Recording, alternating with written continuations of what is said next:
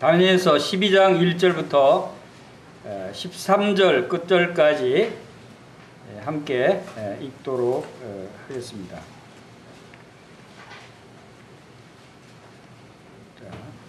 시작. 그때 내 민족을 호위하는 큰 군주 미가엘이 일어날 것이요 또 환란이 있으리니 이는 개국 이래로 그때까지 없던 환란일 것이며 그때야 내 백성 중 책에 기록된 모든 자가 구원을 받을 것이라. 땅의 티끌 가운데서 자는 자 중에서 많은 사람들이 깨어나 영생을 받는 자도 있겠고 수치를 당하여서 영원히 부끄러움을 당할 자도 있을 것이며 지혜 있는 자는 궁창의 빛과 같이 빛날 것이요 많은 사람을 옳은 대로 돌아오게 하는 자는 별과 같이 영원토록 빛나리라. 다니엘아, 마지막 때까지 이 말을 간수하고 이 글을 봉함하라. 많은 사람이 빨리 왕래하며 지식이 더하리라. 나 다니엘이 본적 다른 두 사람이 있어 하나는 강 이쪽 언덕에 섰고 하나는 강 저쪽 언덕에 섰더니 그 중에 하나가 세마포 옷을 입은 자 곧 강물 위쪽에 있는 자에게 이르되 이 놀라운 일의 끝이 어느 때까지냐 하더라. 내가 들은즉 그 세마포를 입고 강물 위쪽에 있는 자가 자기의 좌우 손을 들어 하늘을 향하여 영원히 살아계시는 이를 가리켜 맹세하여 이르되 반드시 한때 두때 반때를 지나서 성도의 권세가 다 깨지기까지이니 그렇게 되면 이 모든 일이 다 끝나리라 하더라. 내가 듣고도 깨닫지 못한지라. 내가 이르되 내 주여 이 모든 일의 결국이 어떠하겠나이까 하니 그가 이르되 다니엘아 갈지어다. 이 말은 마지막 때까지 간수하고 봉함할 것임이니라. 많은 사람이 연단을 받아 스스로 정결하게 하며 희게 할 것이나 악한 사람은 악을 행하리니 악한 자는 아무것도 깨닫지 못하되 오직 지혜 있는 자는 깨달으리라. 매일 드리는 제사를 폐하며 멸망하게 할 가증한 것을 세울 때부터 1290일을 지낼 것이요 기다려서 1335일까지 이르는 그 사람은 복이 있으리라. 너는 가서 마지막을 기다리라. 이는 내가 평안히 쉬다가 끝날에는 내 몫을 누릴 것임이라. 아멘.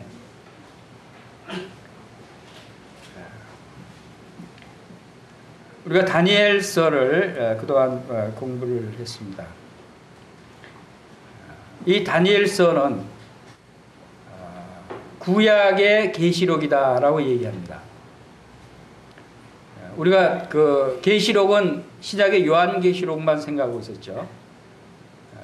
그러나 우리가 다니엘서를 쭉 읽어보면 요한계시록 못지않게 많은 하나님의 일 역사에 관한 종말에 관한 그러한 분명한 계시의 말씀들이 많이 있습니다. 그래서 요한계시록을 살펴봐도 다니엘에 계시되어 있는 말씀들이 그대로 그 적용이 되면서 일정 미래 부분에 일어난 일들에 대해서 더 자세하게 보완한 것이 요한계시록이다라고 생각이 됩니다. 오히려 요한계시록보다 더 성경 그 중에서 더 중요하다고 이야기할 수 있는 그러한 부분들이 이 다니엘서에 나타나 있는 것을 우리가 보게 됩니다. 그리고 요한계시록은 사도 요한에게 누가 계시해 주신 말씀이죠? 예수 그리스도께서 사도 요한에게 계시해 주신 내용입니다. 다니엘의 계시는 누가 주셨습니까?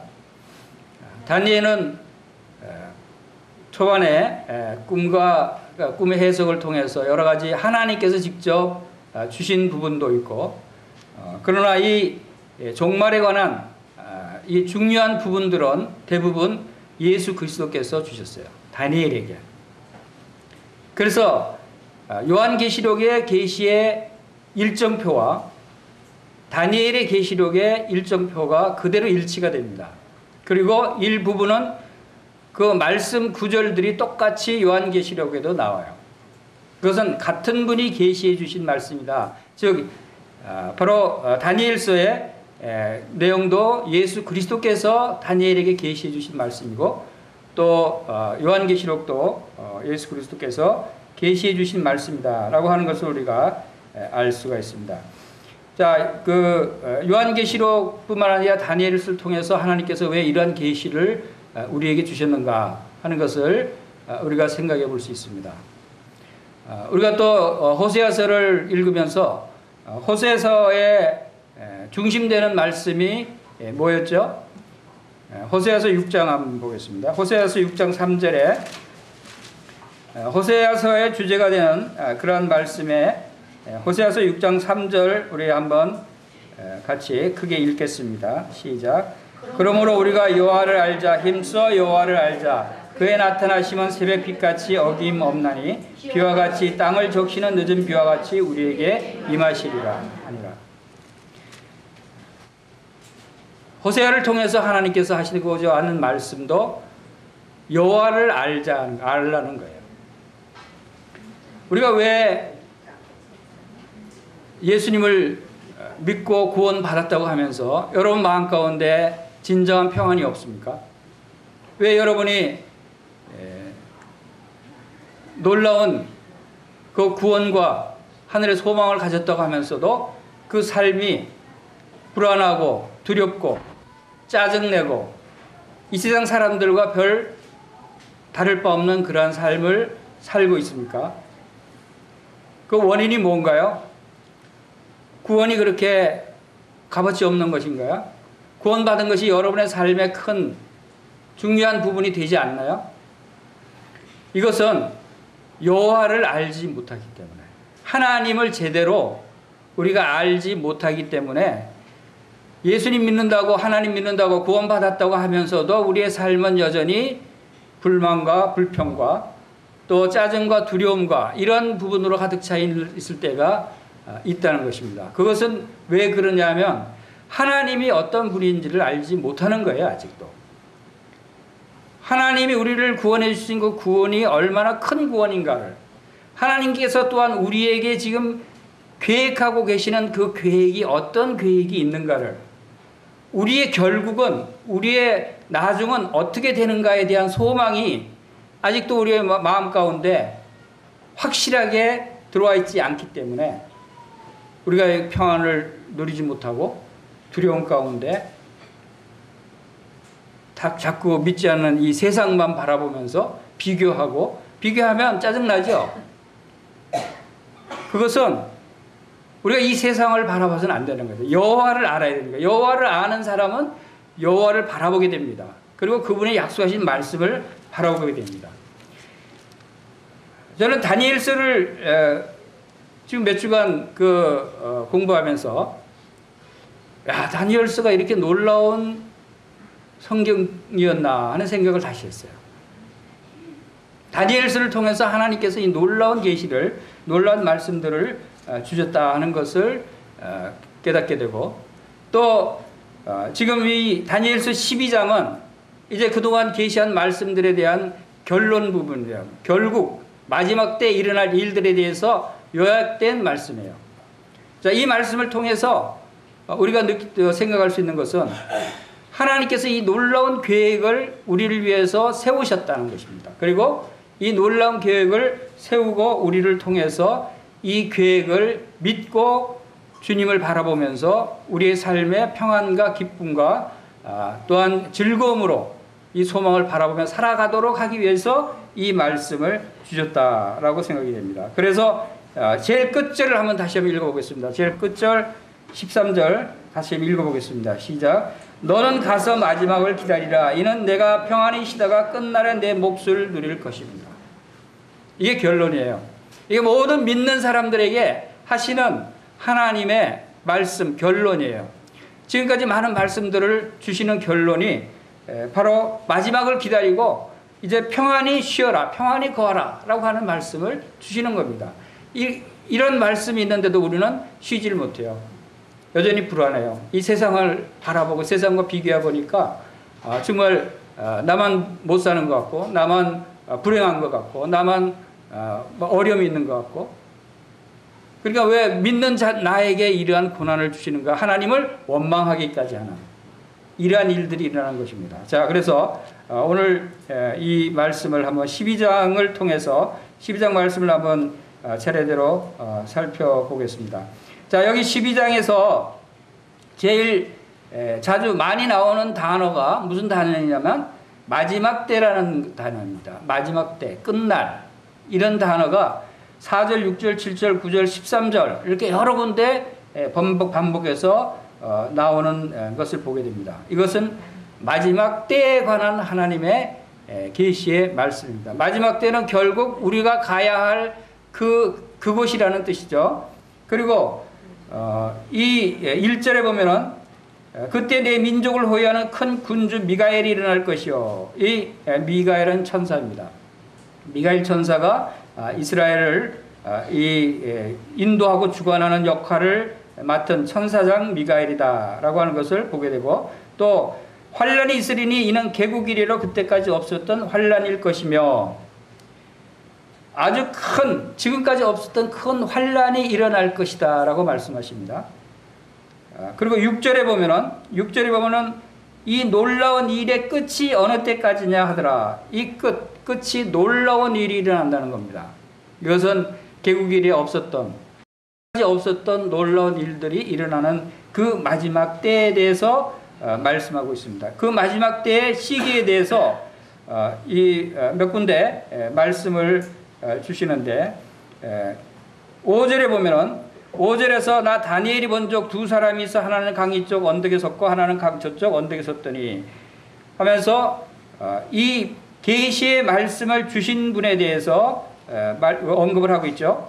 그 강 이쪽 여기서 나오는 강은 어떤 강을 이야기하는가 하면, 우리가 지금 다니엘서 10장에 보면은 10장부터 계속 10장, 11장, 12장이 이어지는 말씀이고, 또 같은 분이 지금 계속 계시의 말씀을 주시는 겁니다. 10장에 보면은 10장 4절에 첫째 달 24일에 내가 hit대계리라 하는 큰 강가에 있었는데, 지금 hit대계리라고 하는 강가에서 받은 계시의 말씀인데, 그곳에서 누가 이 계시의 말씀을 주시는가 하면, 그때는 10장 5절 그때 내가 눈을 들어 바라본 적 한 사람이 세마포 옷을 입고 허리에는 우바스 순금띠를 띠었더라. 또 그의 몸은 황옥 같고 그의 얼굴은 번갯빛 같고 그의 눈은 횃불 같고 그의 팔과 발은 빛난 녹과 같고 그의 말소리는 무리의 소리와 같더라. 자, 그 보이는 그분의 모습이에요. 그분의 모습이, 이 말씀을 보면 여러분 누구인 것 같아요? 네, 예수님의 모습이에요. 이 예수님의 모습이 요한계시록 1장 13절에서 17절에 나타난 사도 요한에게 나타난 예수님의 모습과 동일해요. 똑같은 모습이에요. 그 사도 요한에는 그 가슴에 금띠를 띠고 눈은 불꽃 같고 또 발은 빛난 주석 같고 음성은 많은 물소리 같고 그 얼굴은 해가 힘있게 비치는 것 같더라. 약간 보는 시각에 따라서 좀 다른 부분이 있지만 거의 비슷하죠. 바로 예수님께서 hit대겔 강가에서 이 다니엘에게 나타나셔서 이 계시의 말씀을 주시는 거예요.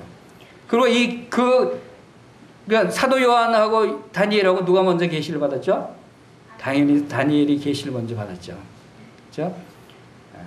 그래서 이 동일한 예수님이 주시는 이 계시의 말씀, 또 예수님은 바로 이렇게 놀라운 모습이다. 예수님이 이 땅에 오셨을 때는 초라하고 참 흠모할 만한 것이 없고 참 사람들을 위해서 십자가에 죽으셔야 되는 그러한 낮은 모습의 예수님이셨지만, 그러나 부활을 승천하셔서 하늘 보좌의 우편에 오르신 예수님은 사도 요한에게 보여주신 대로 바로 불꽃 같은 눈을 가지시고 얼굴은 광채가 나고 참 힘있는 그러한 영광스러운 그러한 모습의 예수님이 지금 하나님 보좌 우편에 살아 계시는 그분이시다.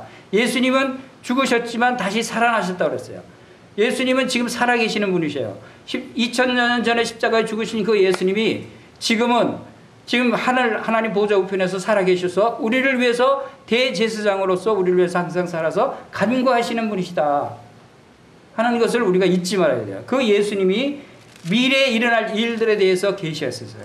그 다니엘서 10장 뒷부분에 보면은 17절에 보면은 내 몸에 힘이 없어졌고 호흡이 남지 아니하였으며 내 주의 이 종이 어찌 능히 내 주와 더불어 말씀할 수 있으리까 하니, 이 예수님의 형상을 본 다니엘은 힘이 쫙 빠져버렸어요. 숨을 쉴 수가 없었어요. 호흡이 남지 않아요. 힘이 쫙 빠지고 숨을 쉴 수 없을 정도로 두려웠고 엄청난 광경을 본 거예요. 그런데 요한계시록 1장에서도 사도 요한도 동일하게 예수님의 모습을 보고 죽은 자 같이 그냥 엎드려졌다고 그랬어요. 하나님과 예수님의 모습은 이렇게 엄청난 모습이에요. 우리가 에스겔서에서 하나님의 보좌의 형상을 우리가 살펴봤죠. 하나님 보좌의 형상이 어땠어요? 그분은 불꽃 같으시고 그 몸이 단쇠같이 밝은, 그리고 빛난 광채고 온 주위에 무지개 형상이 무지개 빛이 쫙 비치고, 이 놀라운 광경이 예수님의 모습도 그러한 광경이다. 우리가 여호와를 알자. 하나님이 이런 놀라운 분이시고 놀라운 권세와 능력을 가지신 하나님이시고 우리가 믿는 우리를 위해서 십자가에 죽으신 그 예수님이 이렇게 놀라운 모습이라는 걸 안다면 우리가 이렇게 살지 않을 것 같아요. 그렇죠? 내가 믿는 예수님이 이렇게 놀라운 형상을 가지신 분이시다 하는 것을 우리가 생각하지 않기 때문에 그냥 나를 십자가에서 나를 위해서 죽으신 고마운 분이야, 이 정도로만 생각하는 거 아니에요? 그럼 고마운 분으로 끝나는 게 아니에요. 우리 다시 다 합시다. 하나님을 경외하자. 우리에게 경외하는 마음이 없어요. 두려운 마음이 없어요. 여호와 하나님과 예수 그리스도의 이 놀라운 형상을 에스겔이 봤듯이, 다니엘이 봤듯이, 사도 요한이 봤듯이 우리가 본다면 우리 그분 앞에 엎드러질 수밖에 없고 온몸에 힘이 빠지고 숨도 쉴 수조차 없는 그러한 모습이 아니겠어요? 그런 놀라운 분이 우리와 함께하고 우리의 아버지 되시고 우리를 도우시고 우리를 구원하신 분이셔요. 이 예수님과 여호와 하나님을 힘써 알아야 돼요, 사실은. 이 여호와 하나님을 알 때 우리는 그분을 경외할 수 있다는 거예요. 자, 12장으로 다시 돌아가서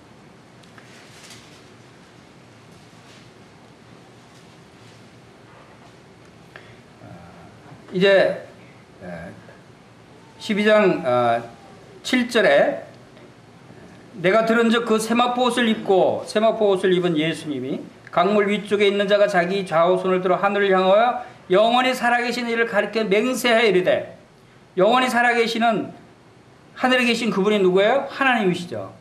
하나님을 향하여 맹세하여 이르시되 반드시 한때 두때 반때를 지나서 성도의 권세가 다 깨지까지니 그렇게 되면 이 모든 일이 끝나리라 하면서 마지막 때의 기한을 확실하게 다시 말씀하고 있죠.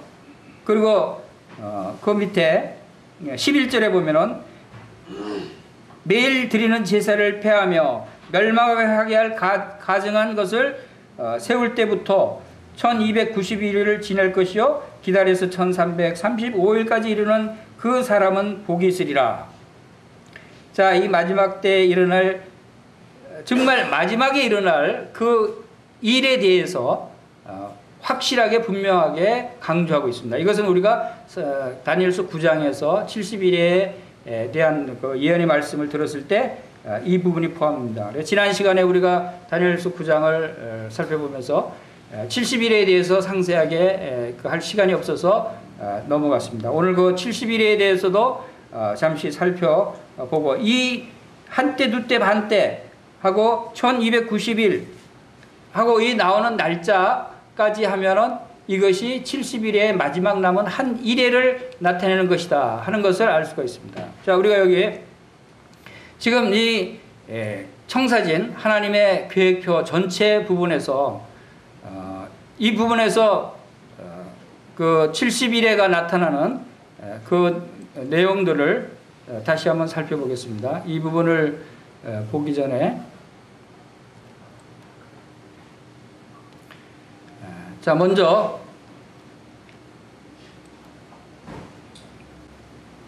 우리가 다니엘서 2장에서 그 나타나 있는 하나님께서 지금 다니엘을 통해서 계시하시는 이 계시가 지금 다니엘 시대 이후부터 시작해서 마지막 때까지 전체의 계시를 다 포함하고 있어요. 그러니까 인류 역사에 관한 상당히 중요한 계획이죠. 그 중에 이 처음 부분 어디서부터 시작이 되냐면 느부갓네살 꿈을 해석하면서 시작이 된 그러한 예언이에요. 느부갓네살 꿈에서 느부갓네살이 그 꿈에 신상을 봤는데 머리는 정금으로 되고 그 가슴은 은으로 되고 또 이 허리 부분은 이 노수로 나왔고 이렇게 해서 이 은과 녹과 쇠 이 부분을 보여줬어요. 그래서 이 부분이 이 정금으로 되어 있는 머리 부분이 바벨론 제국을 의미하고 바벨론 제국이 이제 쓰러지고 이어서 페르시아 제국이 이어지고 페르시아 제국이 또 멸망되면서 노신 헬라 제국이 이어지고 또 헬라 제국이 무너지고 로마 제국이 이어지고 하는 이것을 계시를 하신 거예요. 이것이 이미 수백 년, 이 제국들이 일어나기 수백 년 전에 계시를 했는데 실제로 그대로 이루어졌어요. 그래서 인류의 역사를 나타내는 이 전체 계시의 시작점이 바로 이 신상에 대한 그 계시다라고 하는 것을 우리가 볼 수 있고 여기서 시작을 해서 또 이 각 제국들의 흥왕 일어나고 망하고 하는 이런 일들에 대해서 다니엘서 7장에서도 동일하게 내 짐승을 말씀하시면서 예언을 했어요. 사자가 일어날 것이다. 사자는 바벨론을 의미하고 고음은 페르시아를 의미하고 표범은 헬라를 의미하고 이거 7장에 계속해서 또 예언이 되는 거예요. 그래서 짐승은 로마 제국 그리고 또 흉측한 그런 왕들이 일어나고 로마 제국이 이 재건되는 이러한 일들이 역사적으로 쭉 지금까지 이어져 왔는데 실제 지금 우리가 살고 있는 시대는 어느 시대죠? 은혜 시대의 끝부분이에요. 지금 2019년도가 이 부분에 해당된다고. 은혜 시대가 끝나갈 무렵이다.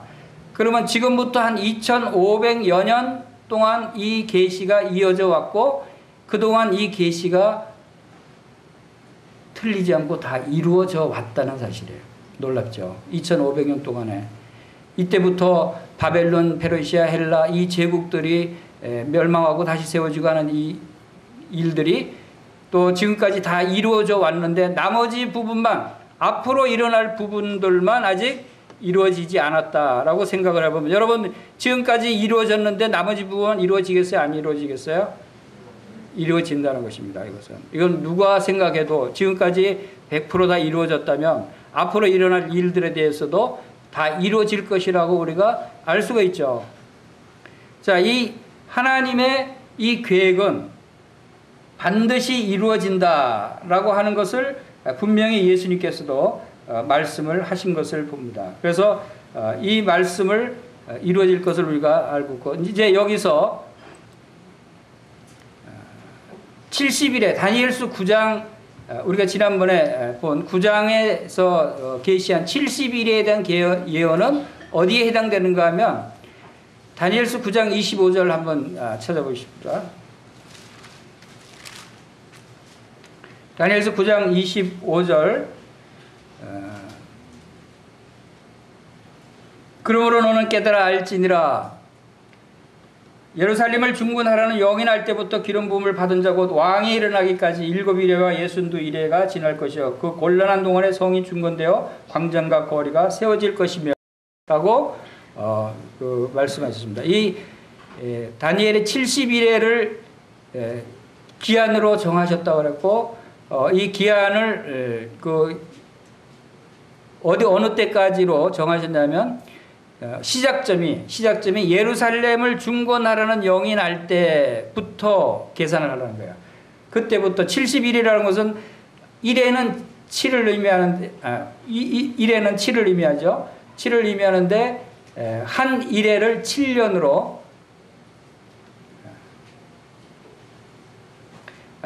그 한 일해를 7년으로 계산을 하게 됩니다. 물론 여기 일해가 7일이 될 수도 있고 7달이 될 수도 있고 그렇지만 전체 여러 가지 정황을 우리가 볼 때는 한 일해를 7년으로 계산하는 것이 맞다라고 분별을 하고 있습니다. 그래서 그 예루살렘을 중건하라는 영이 언제 났냐면 바사왕 아닥사스다의 중건 명령이 BC 445년에 그 명령이 났어요. 그때부터 계산해서 7일해가 지나고 62일해가 지난다고 했습니다. 그리고 합하면 483년이 지나게 됩니다. 그때 하면 기름 부음 받은 자 곧 왕이 일어나기까지 그랬죠. 기름 부음 받은 자는 우리가 잘 알 수 있죠. 누구죠? 예수님이시죠. 예수님이 기름 부음 받은 자로 이 땅에 오셨어요. 그 예수님이 일어나기까지 전부 69일해가 지날 것이다. 7일에 62일에. 그러면 그 기간 동안을 계산을 하면 바로 예수님이 십자가에서 죽으시고 승천하신 때까지 그때까지가 이 69일해가 정확하게 그 기간이 딱 떨어지는 것을 우리가 확인할 수 있어요. 놀랍죠. 기름 부음 받은 자가 끊어질 그때까지 바로 26절에서 62일의 후에 기름 부음 받은 자가 끊어져 없어질 것이요. 이때까지 예수님이 십자가에 죽으실 때까지가 이제 69일해가 지나간 거예요. 나머지 70일해 중에 한 일해가 남았는데 그 한 일해에 대한 말씀은 그 사이에 9장 26절에 장차 한 왕의 백성이 와서 그 성읍과 성소를 무너뜨리려니와 기름 부음 받은 자가 끊어진 후에 한 왕의 백성, 이것은 로마 왕의 장군 티투스의 장군이 바로 이 예루살렘을 침공을 해서 예루살렘 성과 성전을 완전히 무너뜨려서 아주 멸망하게 하는 그러한 일이 실제로 있었는데 그것이 AD 70년경이었어요. 자, 이 일까지 그 성과 성소를 무너뜨리는 일까지 예언을 했는데 그 예언이 이루어졌어요. 그리고 이제 이것은 그 남은 한 일에 속하지는 않은 내용인데 이제 그 남은 한 일해 동안에 언약을 굳게 맺고 이제 그 일의 절반에 제사와 예물을 금지할 것이며 이미 정한 종말까지 진노가 황폐하게 하는 자에게 쏟아지리라 라고 하는 이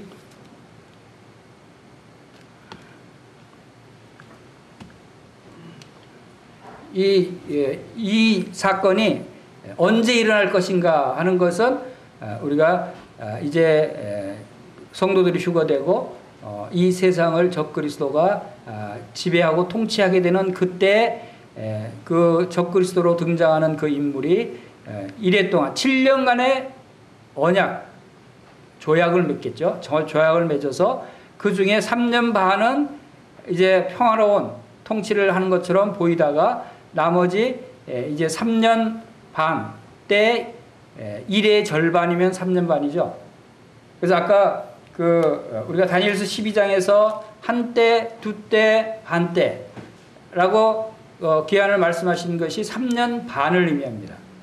이 3년 반 동안에 3년 반이 지나고 나면 그때부터는 자기가 성전에서 제사도 금지시키고 예물 금지시키고 이제 자기가 하나님이다라고 하면서 자기가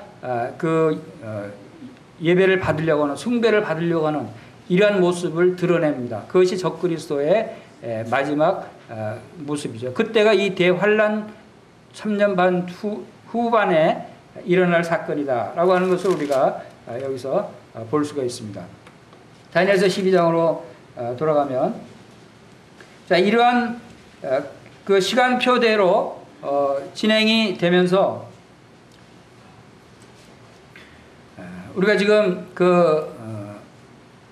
여기 대환란 끝에 나오는 그렇게 해서 그 71회의 기한이 이 하나님께서 예수님께서 지상으로 재림하실 때까지의 대환란이 끝나는 시기에 이어진다. 그리고 그때가 여기 12장에서 말하는 마지막 때 끝 이렇게 표현한 그러한 그 시기다라고 하는 것을 보게 됩니다. 근데 이 시기는 분명하게 정해졌고, 여기 4절에 보겠습니다. 4절. 다니엘아, 마지막 때까지 이 말을 간수하고 이거를 봉함하라 그랬어요. 자, 이 계획표는 봉함하라는 거예요. 봉함하다는 뜻이 무슨 뜻이냐면, 여러분 무슨 글을 쓰거나 계획을 세우고 다 마치면 어떻게 합니까? 다 마치면 이제 완성했어 하면서 딱 덮고 딱 보관해 주죠. 봉함한다는 것은 이제 이 계획이 완벽하게 세워졌고 더 이상 수정할 필요가 없다 하는 것을 의미합니다.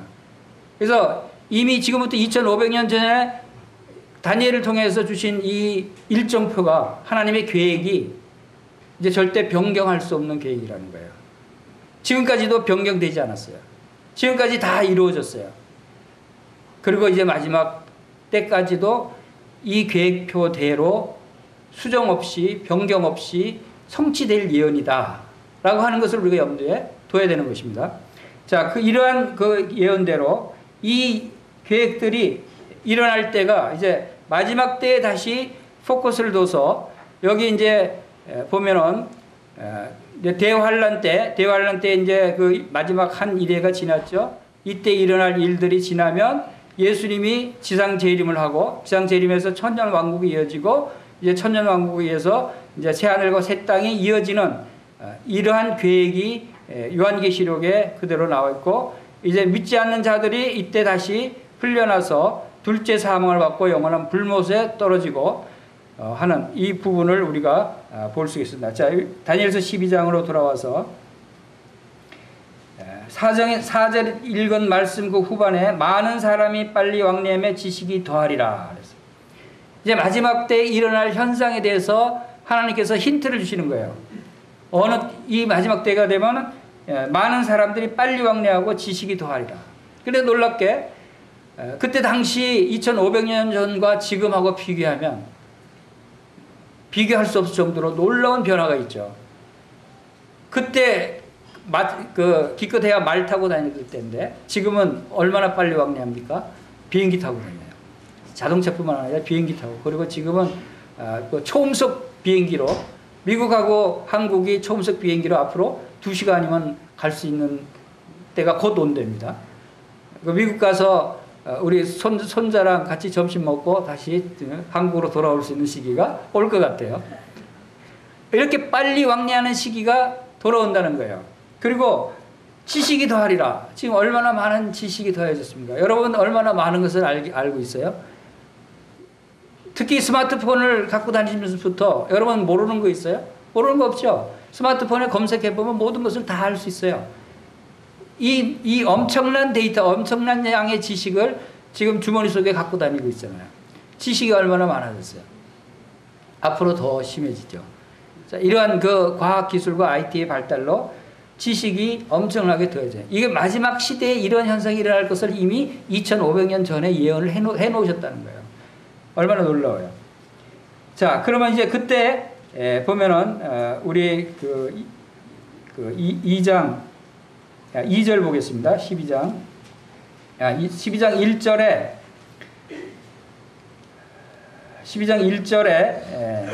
1절 후반에 그때까지 없었던 환란일 것이며 그때 내 백성 중에 책에 기록된 모든 자가 구원을 받을 것이라 하는 말씀입니다. 마지막 때 그 구원을 받는 사람이 어떤 사람들인가에 대해서 말씀하고 있어요. 어떤 사람들이 구원을 받는다고요? 책에 기록된 모든 자. 자, 이 책은 어떤 책인가? 여기 그림에 백보자의 심판 옆에 책들이 있고 생명책이 있어요. 보이십니까? 예, 책들이 있고 생명책이 있어요. 이것은 이제 요한계시록에 나타내는 말씀인데, 요한계시록 20장 한번 보겠습니다.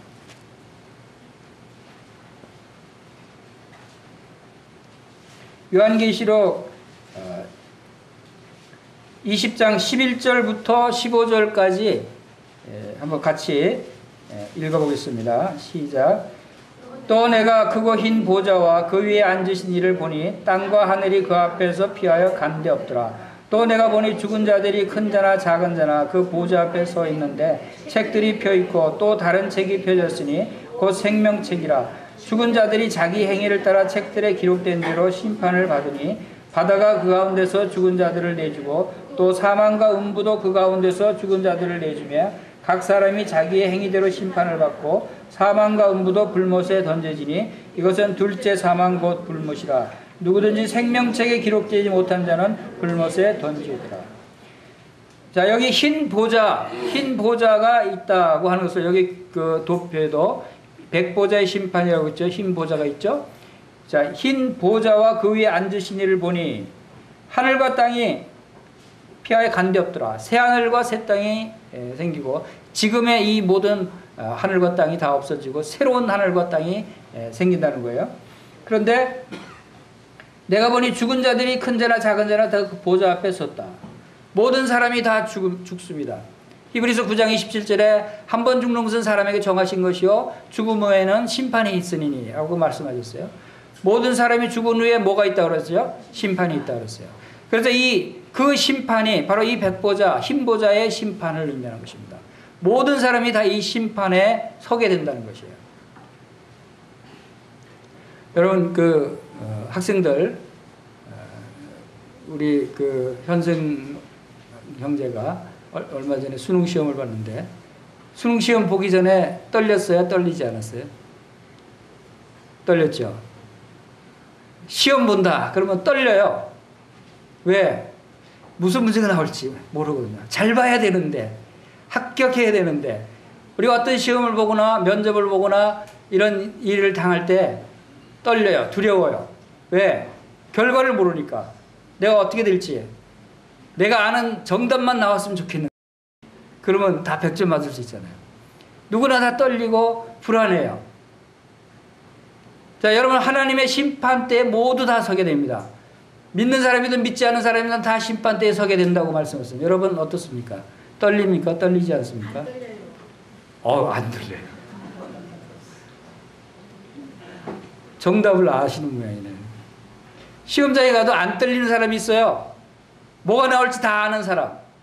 그리고 정답을 다 아는 사람은 안 떨리겠죠. 여기 나올 거야. 내가 이걸 쓰는데.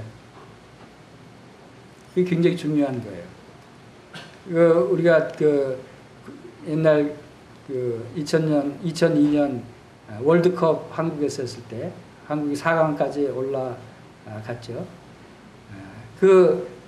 한 단계 한 단계 승리하고 올라갈 때마다 이번에는 이겨야 되는데 하면서 실황 중계를 보면서 얼마나 떨렸어요. 막 손을 꼭 쥐고 어떻게 될까? 이겨야 되는데 한 골 넣어야 되는데 하면서 막 두렵고 떨리는 마음으로 실황 중계를 봤어요. 그런데 한 번은 그 실황 중계를 볼 시간이 없어서 나중에 저녁에 녹화된 것을 봤어요. 그때는 기분이 어떻겠어요? 결과는 이미 이겼어요. 근데 이겼으면 안 받을 때 또 보고 싶어요. 이겨도. 이긴 거에 대견해서. 이긴 거 보면서 수량 중에 볼 때는 막 가슴 졸임 받는데 신기 볼 때는 그냥 소파에 누워서 편안한 마음으로 한 골 먹네? 근데 나중에 또 한 골 넣을 거야. 알거든요. 이게 평안한 마음으로 즐기는 거죠. 여러분 하나님의 심판 앞에 여러분 서게 될 때 우리 가운데는 이렇게 심판을 두려워하지 않고 평안한 마음으로 하나님 앞에 나갈 수 있는 사람이 있는가 하면 지금 여러분 가운데는 두려움으로 그 심판에 나가게 된 사람들도 있다는 거예요. 어떤 사람이 두려운 마음을 갖고 나가게 됩니까? 어떤 사람이 평안한 마음으로 즐거운 마음으로 하나님의 심판대에 나갈 수 있을까요? 우리 여기 뭐라고 그랬어요? 이 보좌에 책들이 펴 있는데 그랬어요. 또 다른 책이 펴졌으니 곧 생명책이라.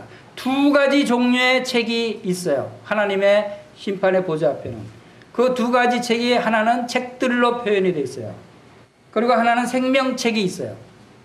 여러분은 어느 책에 여러분의 이름이 기록되어 있는 것을 아십니까? 그것을 아는 사람은 달라져요. 여러분 이것이 굉장히 중요한 이야기입니다.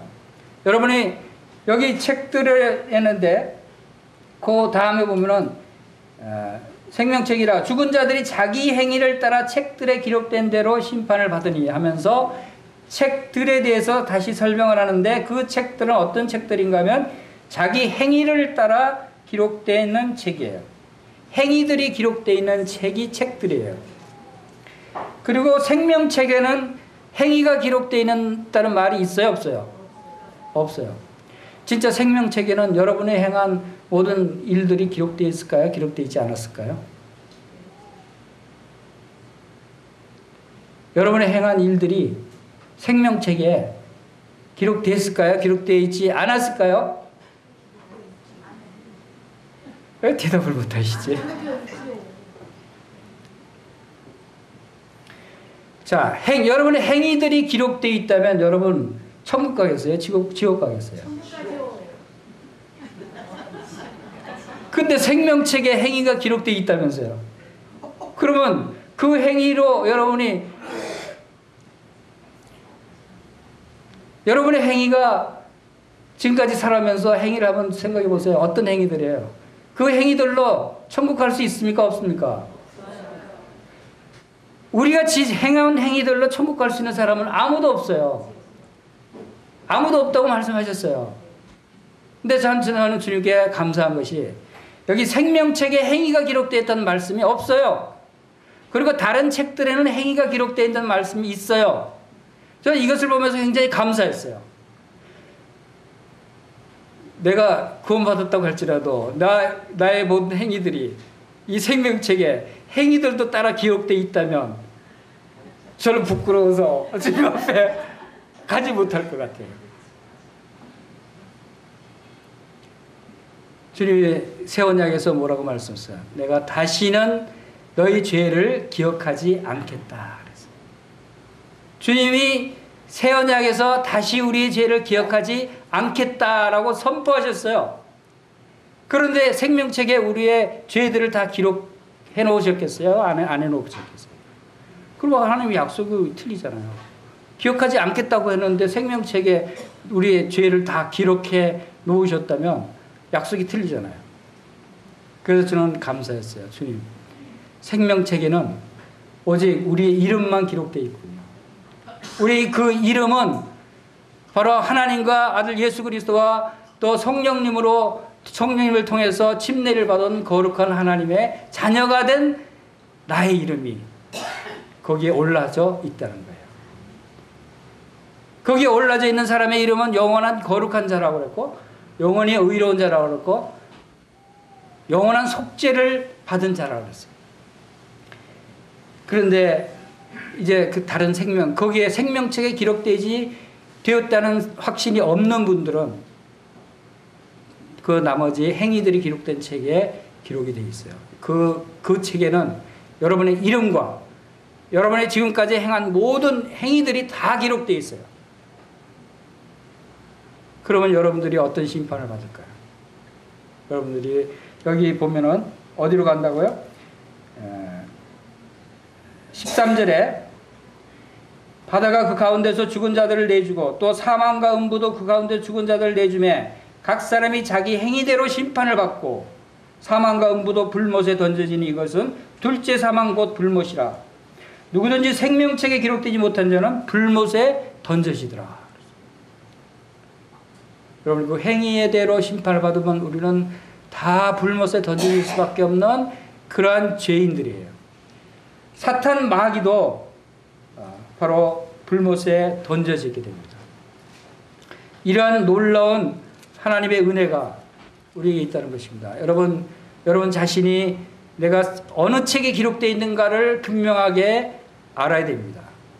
그럴 때 여러분의 삶이 달라진다 하는 것입니다. 우리 다니엘서 12장으로 돌아와서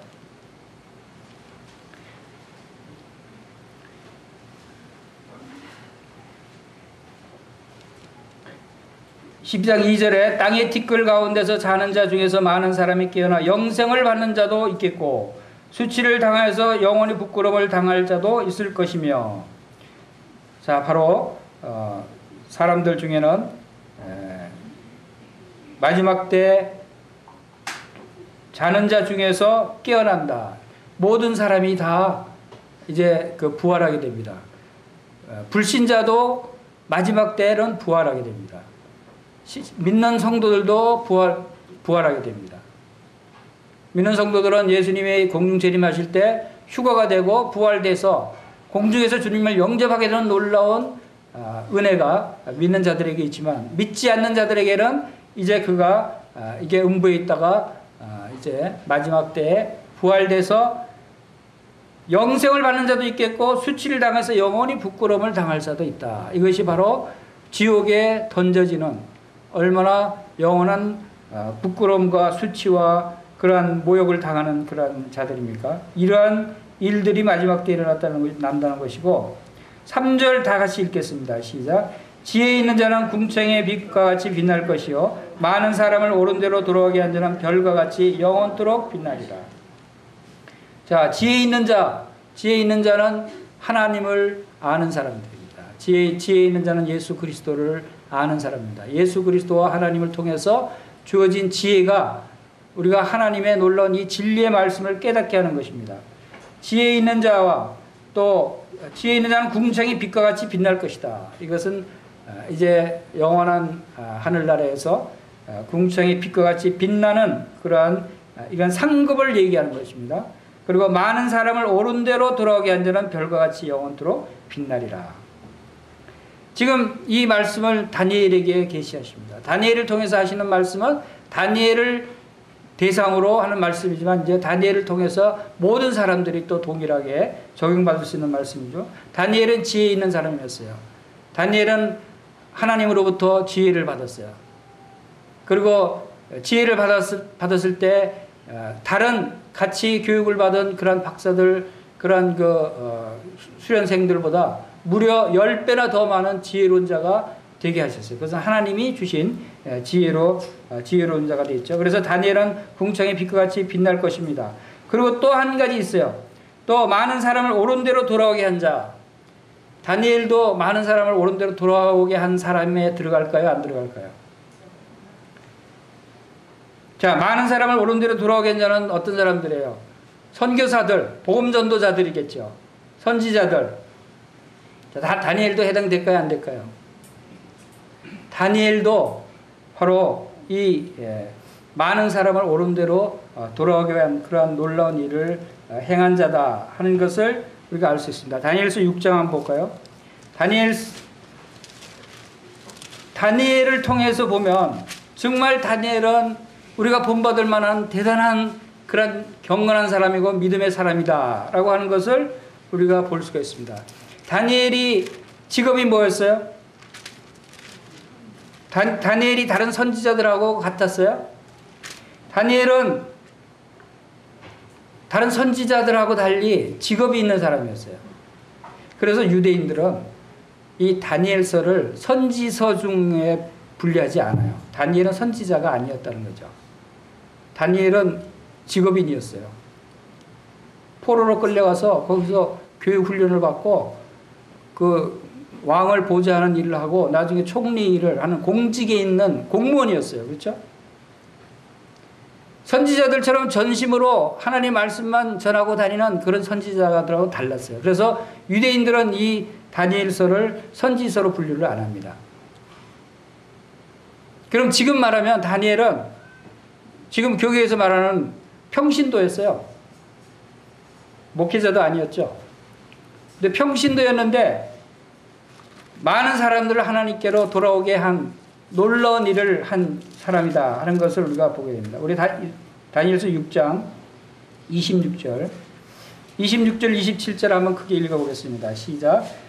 내가 이제 조서를 내리노라. 내 나라 관할 아래에 있는 사람들은 다 다니엘의 하나님 앞에 떨며 두려워할지니 그는 살아계시는 하나님이시여 영원히 변하지 않으시며 그의 나라는 멸망치 아니할 것이요 그의 권세는 무궁할 것이며 그는 구원도 하시며 건져내기도 하시며 하늘에 쓰든지 땅에 쓰든지 기사를 행하시는 이로써 다니엘을 구원하여 사자의 입에서 벗어나게 하셨습니다.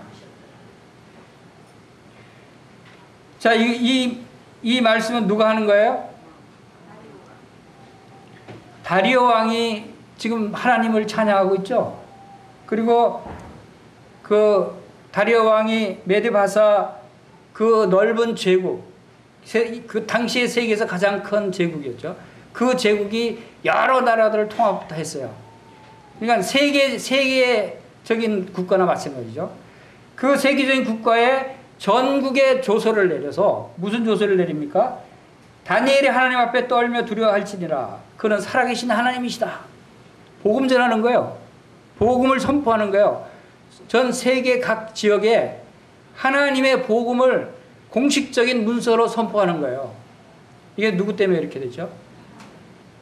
다니엘이 바로 이 일을 하게 하셨어요. 하나님께서 다니엘을 통해서 하게 하셨어요. 그것은 다니엘이 사자굴에 던져졌어요.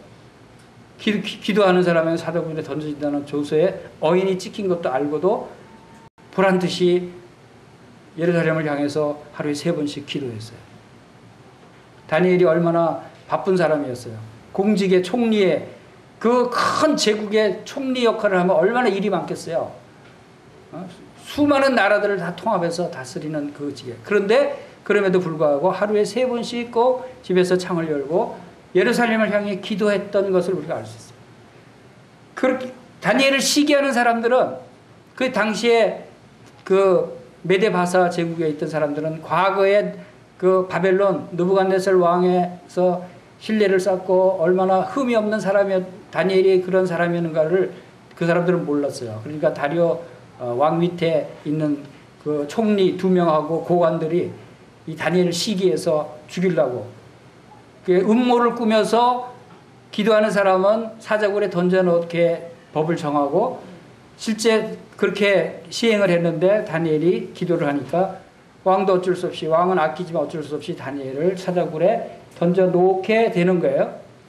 근데 사자굴에 던져지면 그거는 뭐 뼈도 못 추릴 정도로 금방 잡아먹히는 상황인데 그 다음날 다리오 왕이 가서 다니엘아 어떻게 됐냐? 이 다리오 왕은 다니엘을 신뢰하고 사랑했거든요. 왕이여 만세수를 하옵소서 제가 살아있습니다 하니까 왕이 기뻐서 야 진짜 하나님이 너를 지켜주셨구나.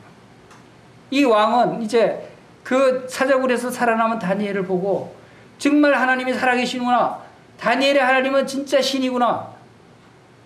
이 하나님을 모든 온 백성들에게 알려야 되겠다. 온 백성들이 하나님을 믿게 해야 되겠다 하면서 조서를 내리게 했어요. 다니엘이 세계 선교자보다 더 전 세계를 선교한 거죠.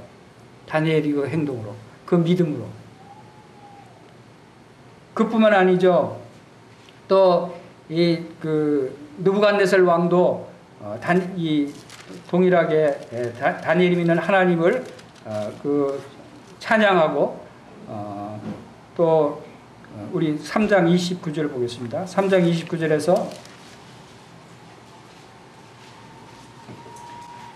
그러므로 내가 이 조서를 내려놓으니 각 백성과 각 나라와 각 언어를 말하는 자가 모두 사드락과 메삭 아벳느고 하나님께 경솔히 말하거든 그 몸을 쪼개고 그 집을 거룩도로 삼을지니 이는 이같이 사람을 구원할 다른 신이 없음이니라 하더라.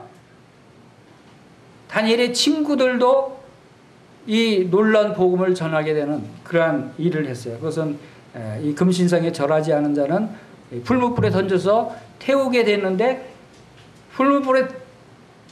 이 세 친구를 풀무불에 집어넣었는데도 타지 않은 거예요.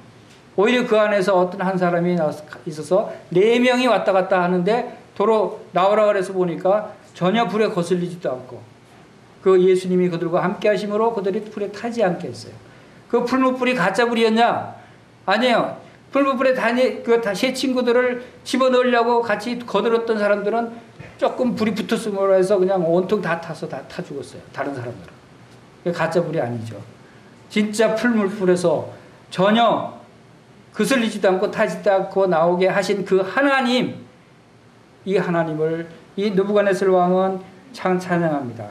각 백성과 각 나라를 말하는 모든 사람은 이 하나님께 경솔히 말하지 말고 그 하나님을 찬양하라.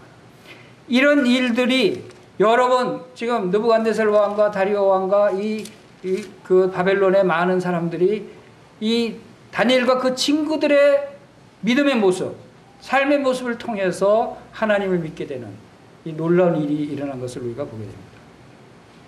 그러면 여러분들도 이와 같은 선교사가 될 수 있어요, 없어요? 많은 사람들이 나는 뭐 직장에 다니니까 일하니까 내가 어떻게 복음을 전해, 내가 어떻게 선교사가 돼, 나는 가정 주부인데 뭐 내가 무슨 선교 복음을 전할 수 있겠어? 내가 학생인데 이렇게 합니다. 다니엘은 여러분들보다 더 바빴어요. 더 많은 일을 했잖아요.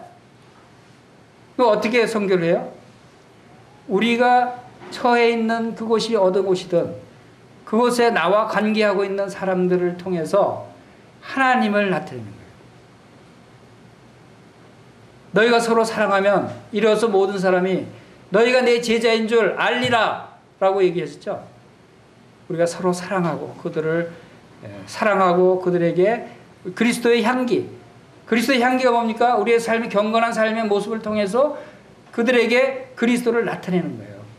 그러한 삶을 통해서 그들이 예수 그리스도를 믿게 되고 하나님을 찬양하게 되는 거예요. 느부갓네살 왕처럼, 다리오 왕처럼. 다리오의 그 삶의 모습을 통해서 전도가 되는 거예요. 세계 선교를 할 수 있는 거예요. 느부갓네살 왕은 다니엘 앞에 무릎 꿇고 절까지 했어요. 어이구, 하나님의 사람이에요. 이 놀라운 일들이 우리 같은 믿음을 가진 우리들에게도 일어날 수 있다는 것입니다. 이 다니엘서 12장 가면 마지막 때 이제 생명책에 기록된 자들이 구원받고 이제 새하늘과 새 땅에서 이러한 사람들이 어떤 일을 받게 되냐면 많은 사람을 옳은 대로 돌아가게 한 자는 별과 같이 영원토록 빛나리라. 이렇게 하면 우리가 영원토록 별과 같이 빛날 수 있다는 거예요. 저에게 한 가지 소망이 있어요. 제가 뭐 한 것도 별로 없어요. 근데 저는 주님 앞에 감사하면서 제게 소망이 있는 것을 보게 됩니다. 제가 부족하고 연약하고 하는 것도 없지만 그러나 하나님의 말씀, 이 진리의 말씀을 때를 어떤지 못 어떤지 말씀을 전파하라고 하는 이 말씀을 전파하는 이 일을 통해서 영혼들이 변화되고 구원받고 많은 사람들이 주님께로 돌아온다면 나에게는 하늘에서 바로 이 다니엘처럼 별과 같이 영원토록 빛나는 그런 상급이 있겠다. 그 소망이 저에게 있는 거예요. 제가 이 세상에서 무엇을 더 기대할 수 있겠어요? 우리 모든 성도들이 다 이러한 소망이 있는 거예요. 그것이 작은 내 가족에게, 내 친구에게, 작은 자에게 작은 목소리로 작게 전할지라도 그것이 놀랍게 역사할 수 있어요. 내가 전한 그 사람이 나가서 또 수많은 사람들에게 복음을 전할 수도 있는 것이에요. 이러한 일들을 우리가 이제 마지막 때에 받게 되는 축복이다라고 하는 것을 보게 됩니다. 이제 마지막으로 이제 마지막 때를 맞이하는 성도들의 그 모습이 어떠한 모습을 살아야 될 것인가에 대해서 다시 한번 보겠습니다. 13절 마지막 절 12장 13절 다 같이 읽어보겠습니다. 시작. 너는 가서 마지막을 기다리라. 이는 내가 평안히 쉬다가 끝날에 내 몫을 이룰 것이다. 다니엘에게 이러한 놀라운 말씀들을 주시면서 주님은 너는 가서 마지막을 기다리라 라고 하십니다. 이 기다리라 라고 하는 것은 무슨 뜻입니까? 그 영어 성경에는 go the way till the end 이런 표현이 있어요. 끝까지 너의 길을 걸어가라. 즉 가서 마지막을 기다리라는 것이 아무것도 하지 말고 기다리는 것이 아니라 지금 하고 있는 그 일들을 끝까지 신실하게 행하라 하는 것입니다. 여러분 만약에 내일 지구의 종말이 온다면 여러분 뭘 하시겠어요? 어떤 사람들은 난 그 사과나무를 심겠습니다 하는 사람도 있어요. 그거는 이제 스피노자가 한 말이죠. 우리 성도들은 사과나무를 기대할 것이 아니라 성령의 열매를 우리가 맺을 수 있도록 기대해야 되죠. 자, 우리 베드로후서 3장 한번 보겠습니다.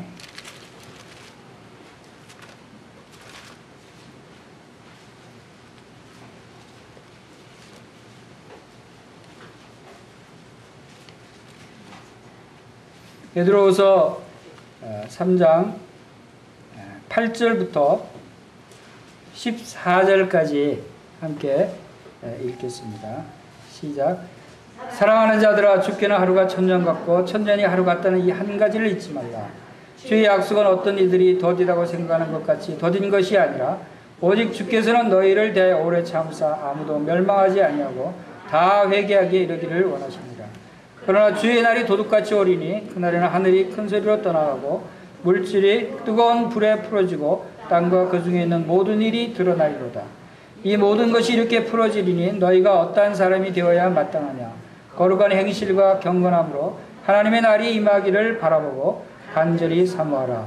그날에 하늘이 불에 타서 풀어지고 물질이 뜨거운 불에 녹아지려니와 우리는 그의 약속대로 의의가 있는 곳인 새하늘과 새 땅을 바라보다. 그러므로 사랑하는 자들아, 너희가 이것을 바라보나니 주 앞에 점도 없고 흠도 없이 평강 가운데 나타나기를 힘쓰라.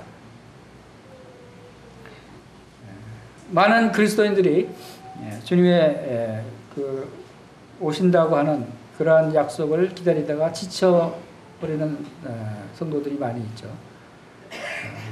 이미 2000년 전에 하신 약속이 아직도 이루어지지 않고 있다고 하는 생각에 이제 지쳐있는 그런 성도들도 있는가 하면, 또 중간에 많은 사람들이 언제 온다고 정확한 날짜까지 계산했다가 안 오니까, 그렇게 몇 번 반복되니까 또 거기에서 실망해서 기대를 하지 않는 사람이 있어요. 그러나 우리가 분명히 알아야 될 것은 하나님의 이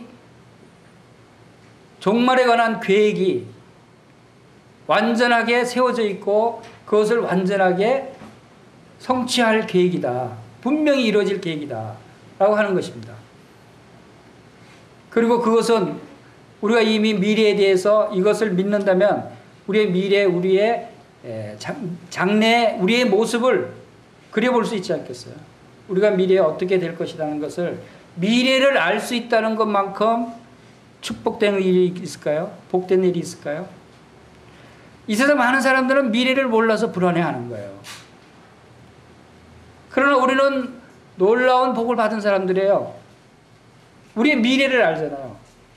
여러분, 미래가 이제 영원한 나라에서 영원히 하나님과 함께 영원한 영생 복락을 누리고 많은 상급을 받게 되는, 우리의 영원한 생명이 있다고 하는 이 사실이 얼마나 놀라운 사실이에요. 그것이 변하는 것이 아니잖아요. 생명책에 기록되어 있다는 것이 변하는 것이 아니라는 거예요. 이것을 확실하게 믿는 사람은 왜 두려워하고 왜 걱정할 일이 뭐가 있겠어요? 그러나 주님은 하루가 천년 같고 천년이 하루 같다는 이 사실, 주님의 계획은 천년이 흐르고 2000년이 흘렀지만 그러나 그 계획표는 여전히 유효하다는 거예요. 그리고 이제 구체적으로 기한을 정해서 기한대로 행하실 그 계획이 바로 말씀을 통해서 우리에게 주어졌다는 것입니다. 그리고 9절 후반에 너희를 대하여 오래 참으사 아무도 멸망하지 아니하고 다 회개하게 이르기를 원하십니다. 주님이 지금 기다리고 계시는 것은 아무도 멸망치 않고 다 회개하기에 이르기를 원하신다는 거예요.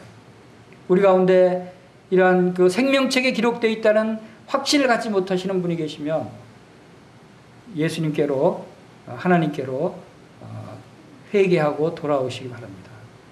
이것은 하나님이 원하시는 거예요. 하나님이 여러분이 하나님께로 돌아가기를 지금도 기다리고 계신다는 거예요.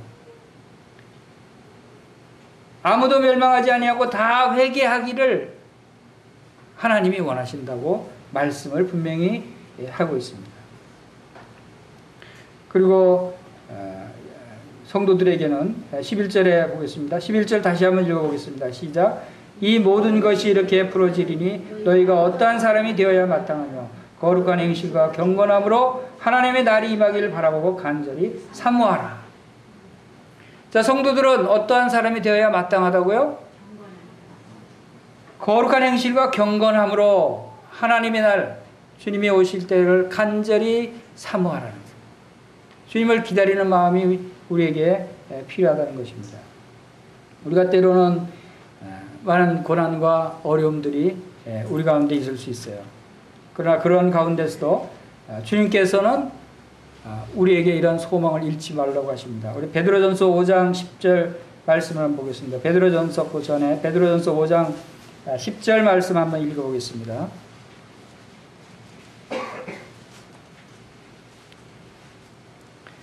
같이 읽겠습니다. 시작. 모든 은혜의 하나님 곧 그리스도 안에서 너희를 부르사 자기의 영원한 영광에 들어가게 하신 이가 잠깐 고난을 당한 너희를 친히 온전하게 하시며 굳건하게 하시며 강하게 하시며 토를 견고하게 하시리라.